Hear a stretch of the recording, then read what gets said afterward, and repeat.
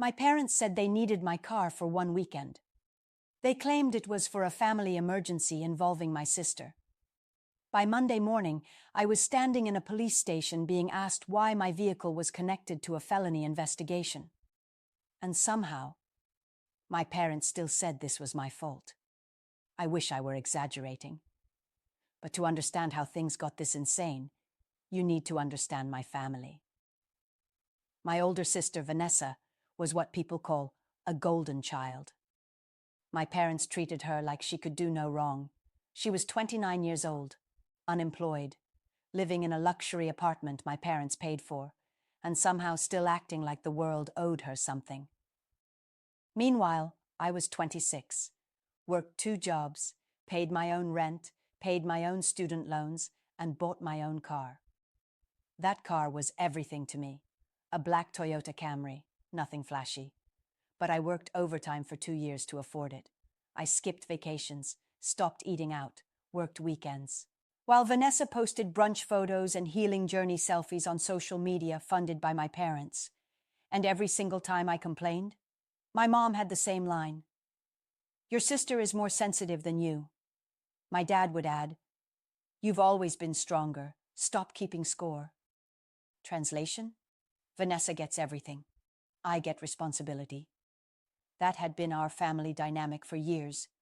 When Vanessa crashed my dad's car at 22, they blamed the weather. When she maxed out my mom's credit card, she was going through something. When she got fired from 3 jobs in 1 year, her bosses were toxic. When I forgot my mom's birthday call because I was working a double shift, I got screamed at for being selfish. That was my family. And somehow, it got worse. It started on a Thursday night. I had just gotten home after a 12-hour shift when my mom called me. She sounded frantic. "Sweetheart, it's your sister." That immediately made me nervous. What happened? "She needs help." Of course she did. "With what?" My mom sighed dramatically. "Her car broke down 2 hours away. She's stranded." I paused. "And?" "We need to borrow your car for the weekend." Immediate red flag. "What happened to Dad's SUV?" "It's in the shop." That was lie number 1. I literally saw his SUV in their driveway 2 days earlier. "I need my car for work Monday." "We'll bring it back Sunday night." My dad jumped onto speaker. "Don't be selfish." There it was, their favorite word. Vanessa started fake crying in the background. "I can't believe you'd leave me stranded." I closed my eyes. I knew this was a bad idea. Every instinct screamed no. But then my mom said something that got me. "If something happens to your sister because you refuse to help." Classic guilt trip. And it worked. Against my better judgment, I handed them my keys. Biggest mistake of my life. Friday morning, everything seemed normal. Saturday, still normal. Sunday afternoon, silence. No calls, no texts, no updates. I texted my mom. "Hey, what time are you bringing my car back?" No response. I texted Vanessa. Nothing. Called my dad, straight to voicemail. That's when my stomach dropped. Around 11 p.m. Sunday night, I was pacing my apartment. My car still wasn't back. I had work at 7 a.m. Then my sister finally texted, and I swear my blood pressure exploded. "Relax. We needed it 1 more day." 1 more day? I called her instantly. She declined, then texted again. "You're being dramatic." I barely slept. At 6:12 Monday morning, my phone rang. Unknown number. I answered half asleep. "Hello? Is this Daniel Carter?" "Yes." "This is Officer Reynolds with the County Police Department." My entire body froze. "We need you to come down to the station regarding your vehicle." I sat upright. "What happened?" Long pause. "Sir, your vehicle was found abandoned outside a jewelry store after a robbery." My heart stopped. "What?" "And witnesses reported multiple individuals fleeing the scene." I couldn't breathe. "There has to be some mistake. I wasn't driving that car." Then you need to come in immediately. That's when everything fell apart. I rushed to the station in an Uber. The entire ride I kept calling my parents. No answer. Calling Vanessa? Blocked. Blocked. She blocked me. At the station, detectives sat me down. They showed me surveillance photos, and I nearly threw up. My car, my license plate, and my sister's boyfriend, Trevor. Trevor was a walking red flag. He claimed he was an entrepreneur, which really meant unemployed wannabe hustler. He had been arrested before. Fraud, drug possession, check fraud, and apparently armed robbery now. The detective leaned forward. Do you know this man? Yes. Why was he driving your vehicle? He wasn't supposed to have it. Then they showed me another image, and this one broke me. Vanessa was in the passenger seat, smiling, while police were investigating an armed robbery. I felt sick. My parents had lied. They didn't borrow my car to rescue Vanessa. They borrowed it for Vanessa, and somehow gave it to her criminal boyfriend. But that wasn't even the worst part.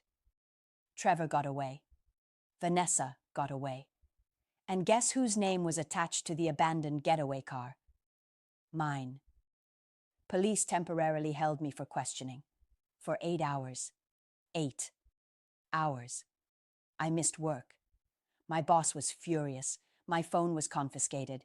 And while I sat there terrified, my parents ignored every call from detectives. Then my mother finally answered. And what she said made detectives stare at her in disbelief. This is all a misunderstanding. Detective. Ma'am, your daughter used your son's vehicle during a felony. My mother responded. Well, maybe he shouldn't be so selfish with family. Even the detective blinked. What? Yes, my mom snapped. He's always been jealous of his sister. I wanted to scream. My dad later showed up, not to help me, to yell at me, in a police station. This wouldn't have happened if you supported your sister without attitude. I stared at him. Are you insane? He leaned closer. Trevor made one mistake. One mistake? He robbed a jewelry store. My dad whispered. You better not ruin your sister's future. That's when I realized my parents were completely gone. They were protecting criminals and sacrificing me. Then detectives uncovered something even worse. Trevor had used my registration documents from the glove compartment and had attempted to transfer ownership paperwork through forged signatures. They were trying to permanently steal my car. I nearly blacked out. Detectives believed Trevor planned to sell the vehicle after using it for multiple crimes, and my parents knew. They knew. Phone records proved my mom had spoken to Vanessa repeatedly during the robbery timeline. Then investigators found text messages, and those texts destroyed my family forever. My mom texted Vanessa, take Daniel's car. He won't call police on family. Another text. If things go bad, let Daniel handle it. He always does. I stared at the screen in disbelief. My own mother set me up. That was the moment I stopped protecting them. I gave detectives everything. Texts, call logs, voicemails, screenshots, family messages, everything. And then I hired a lawyer. My lawyer was ruthless. She immediately advised me to file vehicle theft report, fraud complaint, civil damages, claim identity fraud report, and wrongful financial damages. Because things kept getting worse. My car was totaled. Trevor crashed it while fleeing. Insurance initially denied my claim because the vehicle was involved in criminal activity. I was out nearly $28,000. Then my employer fired me. They claimed my police involvement created reputational concerns. I was spiraling. No car, no job, family betrayal, public humiliation. And then, karma arrived. Trevor got arrested 2 weeks later trying to flee the state. Vanessa was arrested for conspiracy charges. She cried in her mugshot. I laughed. But my parents? They still defended her.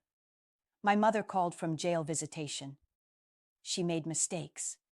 I hung up. Then my lawyer dropped the final bomb. Because my parents knowingly facilitated vehicle fraud, they could be held financially liable. We sued. Everything. Vehicle damages, lost wages, legal costs, emotional damages. And during court discovery, more secrets came out. My parents had drained their retirement fund supporting Vanessa. They were drowning in debt, and they planned to secretly sell my car to cover her legal fees. That's why they borrowed it. It was never about helping her. It was theft from day one. The judge was furious. My parents tried crying, tried blaming stress, tried blaming Trevor. Then prosecutors played my mother's text messages. The courtroom went silent. My mother started sobbing. My father looked defeated. The judge ruled in my favor. My parents were ordered to pay massive damages. Vanessa got prison time. Trevor got significantly more. And my parents filed bankruptcy months later. Then came the part nobody expected. My mother showed up at my apartment 6 months later, alone. She looked older, broken. She begged me to forgive her. "We were trying to save your sister." I looked at her and finally said what I should have said years earlier. "You didn't save her." I paused. "You destroyed everyone else for her."